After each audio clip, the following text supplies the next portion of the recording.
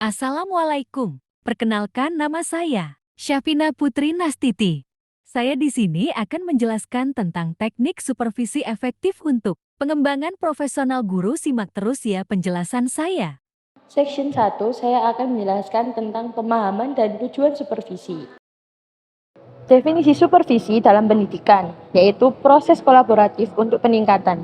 Supervisi dalam pendidikan tidak hanya berfungsi sebagai pengawasan, tetapi juga sebagai proses kolaboratif yang melibatkan interaksi aktif antara supervisor dan guru, bertujuan untuk meningkatkan kualitas pengajaran melalui bimbingan, evaluasi, dan pengembangan profesional yang berkelanjutan.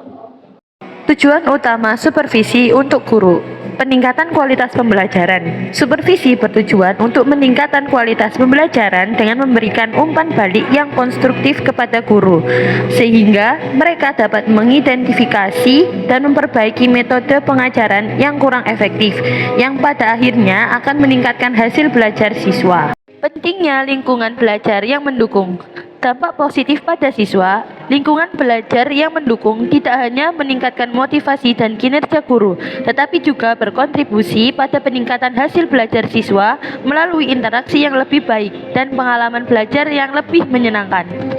Peran supervisi dalam pengembangan profesional guru yaitu ada 3. Yang pertama, mentoring berkelanjutan. Supervisi menyediakan kesempatan bagi guru untuk mendapatkan bimbingan yang berkelanjutan dari supervisor yang membantu mereka mengembangkan keterampilan mengajar dan menerapkan praktek terbaik dalam kelas. Yang kedua, ada umpan balik konstruktif. Proses observasi yang dilakukan oleh supervisor menghasilkan umpan balik yang konstruktif, memungkinkan guru untuk memahami dan memperbaiki aspek-aspek tertentu dari pengajaran mereka secara efektif. Yang ketiga, yaitu ada pengembangan jaringan profesional. Supervisi mendorong kolaborasi antara guru dan supervisor, serta antar guru yang memperkuat jaringan profesional dan menciptakan komunitas pembelajaran yang saling mendukung. Section kedua, saya akan menjelaskan tentang teknik supervisi yang efektif. Observasi kelas sebagai teknik utama. Yang pertama ada manfaat observasi terstruktur. Observasi kelas yang berstruktur kemungkinan supervisor untuk mengidentifikasi kekuatan dan kelemahan dalam metode pengajaran. Dengan analisis yang mendalam, supervisor dapat memberikan umpan balik yang spesifik dan relevan, membantu guru dalam merumuskan strategi perbaikan yang tepat untuk meningkatkan efektivitas pengajaran mereka. Selanjutnya ada pentingnya refleksi bersama. Proses refleksi setelah observasi sangat penting untuk pengembangan profesional guru. Diskusi terbuka antara guru dan supervisor mengenal hasil observasi dapat memperkuat pemahaman guru tentang praktik mereka, serta mendorong mereka untuk mengadopsi pendekatan baru yang lebih inovatif dalam pengajaran. Selanjutnya ada konsultasi dan mentoring untuk dukungan. Yang pertama yaitu proses kolaboratif yang efektif. Konsultasi dan mentoring menciptakan ruang bagi guru untuk berbagi tantangan dan solusi, meningkatkan keterlibatan dan pemahaman dalam praktik mengajar melalui dialog yang konstruktif. Yang kedua, ada peningkatan keterampilan mengajar. Melalui observasi dan umpan balik, guru dapat mengidentifikasi kekuatan dan area perbaikan yang mendukung pengembangan keterampilan mengajar secara berkelanjutan. Yang terakhir, yaitu yang ketiga, ada penguatan jaringan profesional. Konsultasi dan mentoring memperkuat hubungan antar guru, menciptakan komunitas yang saling mendukung, dan memfasilitasi kolaborasi dalam pengembangan profesional.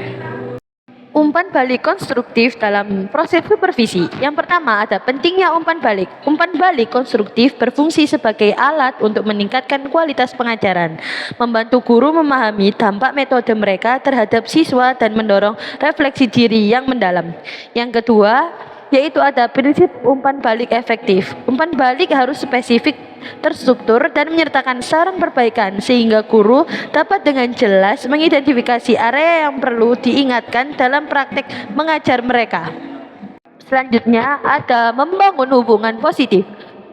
Penyampaian umpan balik dalam suasana yang positif dan mendukung dapat meningkatkan kepercayaan diri dari guru, menciptakan lingkungan yang kondusif untuk pertumbuhan profesional dan kolaborasi.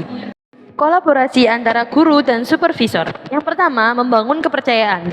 Hubungan yang kuat antara guru dan supervisor dibangun melalui komunikasi terbuka dan saling menghargai, yang menciptakan iklim kerja yang positif dan mendukung pengembangan profesional. Yang kedua, penerapan teknik kolaboratif.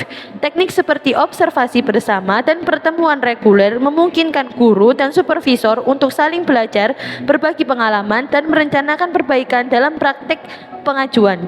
Yang ketiga, ada dampak pada kualitas pendidikan. Kolaborasi yang efektif berkontribusi pada peningkatan kualitas pengajaran dan pembelajaran yang pada gilirannya berdampak positif pada hasil belajar siswa di sekolah. Section 3 ada tantangan dan rekomendasi dalam praktek supervisi. Ikuti selanjutnya terus ya. Yang pertama ada tantangan dalam implementasi teknik supervisi. Resistensi guru terhadap perubahan. Banyak guru merasa cemas dan tidak nyaman dengan perubahan metode supervisi yang dapat menghambat penerapan teknik baru. Edukasi dan keterlibatan aktif guru dalam proses perubahan sangat penting untuk mengurangi resistensi ini. Yang kedua, ada keterbatasan sumber daya sekolah. Sekolah seringkali menghadapi masalah anggaran yang ketat, membatasi pelatihan dan pengembangan yang diperlukan untuk supervisor dan guru. Solusi kreatif seperti kolaborasi dengan lembaga lain dapat membantu mengatasi masalah ini. Yang ketiga, ada dukungan manajemen yang minim. Tanpa dukungan yang kuat dari manajemen sekolah, program supervisor cenderung tidak efektif. Pimpinan perlu menyediakan sumber daya dan menciptakan komunikasi terbuka untuk mendukung keberhasilan teknik supervisi. Pentingnya pelatihan untuk supervisor dan penggunaan teknologi. Yang pertama ada peningkatan keterampilan supervisi. Pelatihannya efektif membantu supervisor menguasai teknik supervisi modern seperti observasi, berbasis data, dan umpan balik konstruktif yang meningkatkan kualitas pengajaran guru. Yang kedua ada integrasi teknologi dalam supervisi. Penggunaan teknologi dalam pelatihan supervisor memungkinkan pengumpulan data yang lebih efisien dan komunikasi yang lebih baik, mendukung kolaborasi antara supervisor dan guru secara real time. Yang ketiga, ada dukungan berkelanjutan untuk guru. Pelatihan supervisor yang berkelanjutan memastikan bahwa mereka dapat memberikan dukungan yang konsisten kepada guru, menciptakan lingkungan belajar yang positif, dan meningkatkan hasil pendidikan secara keseluruhan. Rekomendasi untuk meningkatkan praktik supervisi. Pelatihan berkelanjutan untuk supervisor mengimplementasikan program pelatihan yang berkelanjutan dan terstruktur bagi supervisor untuk meningkatkan keterampilan komunikasi, observasi, dan umpan balik sehingga mereka dapat mendukung guru secara lebih efektif dalam pengembangan profesional. Yang kedua, ada model kolaboratif dalam supervisi. Mendorong penerapan model supervisi kolaboratif yang melibatkan guru dan supervisor dalam perencanaan dan evaluasi untuk menciptakan lingkungan belajar yang saling mendukung dan meningkatkan kualitas pengajaran. Yang ketiga, ada integrasi teknologi dalam supervisi. Manfaatkan teknologi digital untuk memfasilitasi proses supervisi seperti penggunaan aplikasi pengelolaan kelas dan platform video guna untuk meningkatkan efektivitas supervisi. Terima kasih telah mendengarkan penjelasan dari saya. Saya Syafina Putri Nastiti ingin pamit undur diri. Wassalamualaikum warahmatullahi wabarakatuh.